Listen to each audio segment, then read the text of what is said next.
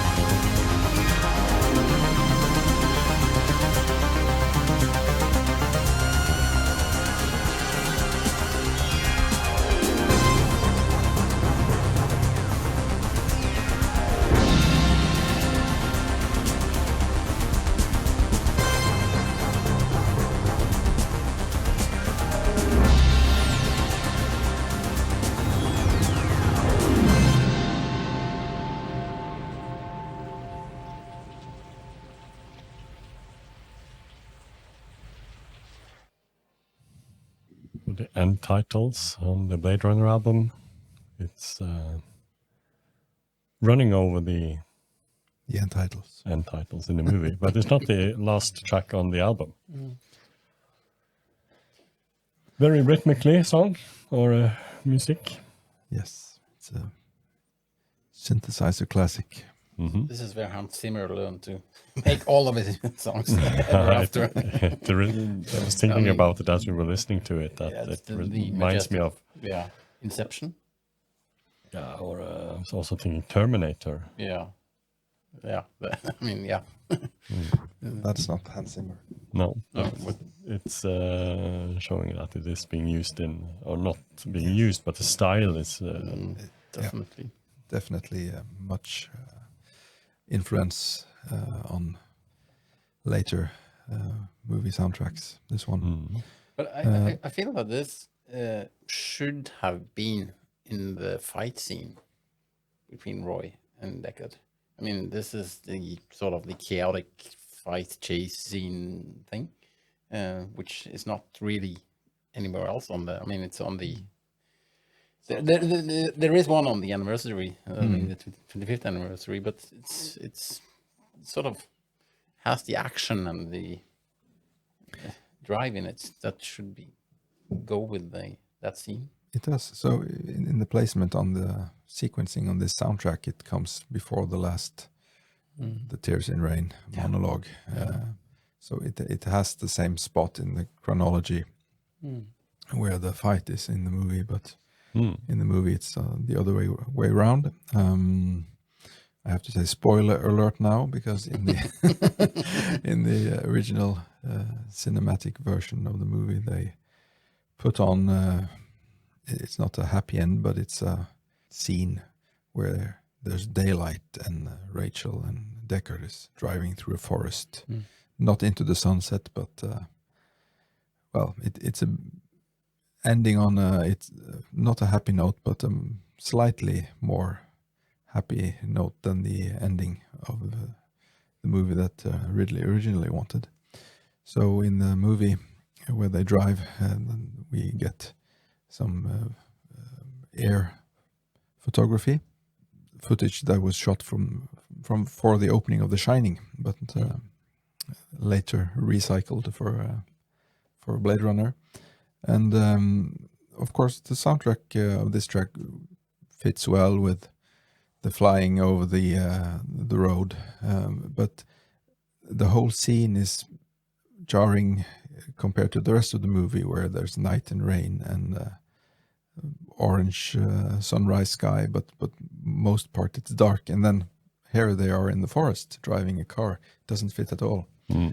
So when the original ending from the work print was back in the director's cut, in the final cut, this end titles got much more punchier, because that's the ending where he runs away with Rachel, sneaks out of his apartment, find this origami unicorn, and we see he's thinking, putting pieces back together, making some realization about himself maybe, and then they move into the elevator doors close, and the end titles appear, and we're left wondering what will happen.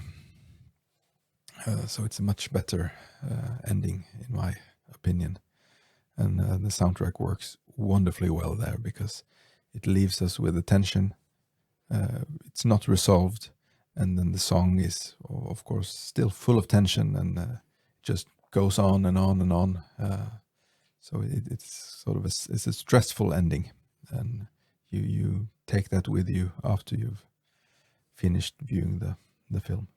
In the original version, it is over 7 minutes long, this track. Yes. Now it's just under 5 minutes. I think it's a cool track. You have the repetitive melody, or the... I mean, there are many things that is repeating here. You have the sort of rhythmic synthesizer bass, or a sort of deep bass that goes and goes and goes. And then you have the synthesizer theme, on top of that, which is also repeated several times. As a standalone track, it is maybe a little bit too repetitive for my taste. It could just as well have been a minute or two shorter, if you ask me. And a 7-minute version of this track would have been at least far too long on the album, I would say. That's my opinion, at least. Yeah, well, you can listen to it on YouTube, probably. I've heard it, and it's, again, like Blade Runner Blues, I think Vangelis made the right decisions for where he's cutting these 2 tracks for this album. So I think it's just the right length. Well, I disagree. You disagree? I think Blade Runner Blues is too long, while this one should be longer. I can listen to this all day long. I mean, this is just so majestic, and so I mean, you don't get tired of it. It's because it's always some things happening in there as well. I mean, even though it's repetitive, but this is much more.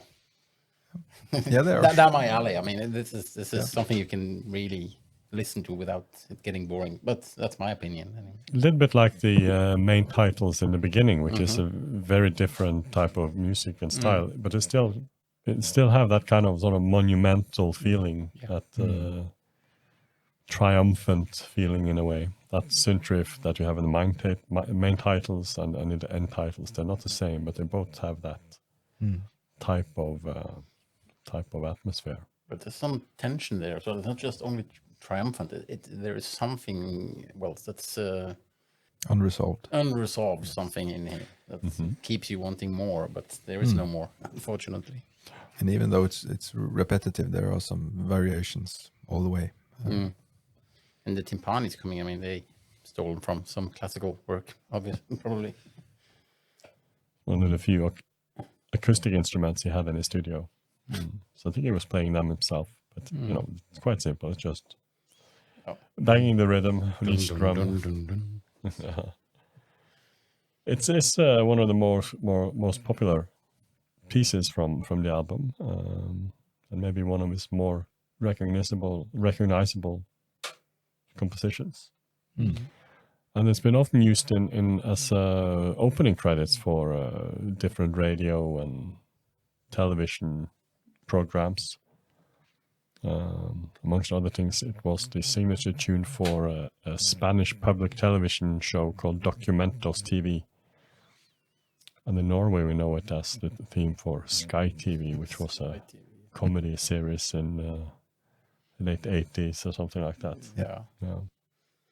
I just come to think about the opening where you have the sort of the spiraling sound, and that's makes me think about the actual song, The Spiral, which he has. I mean, we have this very,